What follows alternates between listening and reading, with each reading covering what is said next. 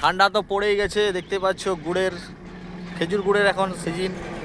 তো দেখতে পাচ্ছ এটা খেজুর গুড় হচ্ছে, এই যে দেখো, এই যে ভিডিওটা দেখাচ্ছি আপনাদের, এটা গরম একদম খেজুর গুড় হচ্ছে।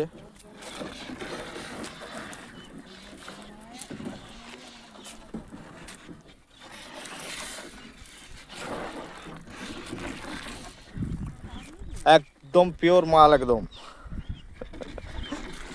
এটা মল, দেখতে পাচ্ছ ওটা আমার গাড়ি, আর এই চারিদিকটা ফাঁকা জমি।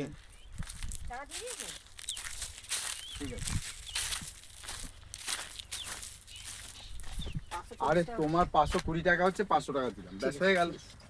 আর আমি কিছু বলেছি? কাটা এখানে দেখছো নামানো আছে, এগুলো গরম নামানো হয়েছে। তো আরো আছে এদিকে, এই দেখো এটা, এটাও একটা নামানো হয়েছে, একদম গরম, দেখতে পাচ্ছেন আপনারা।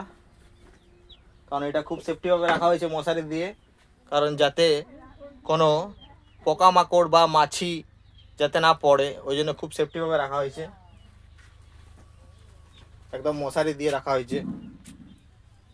কারণ সেফটিভাবে রাখতে হবে গুড়কে, নাহলে গুড় নষ্ট হয়ে যাবে বা পোকামাকড় পড়তে পারে, শরীর খারাপ হবে খেলে।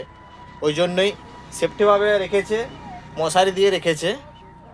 আর এগুলো দেখতেই পাচ্ছেন, এলা টিন আছে, এলা টিনের মধ্যে গুড় লোড হবে।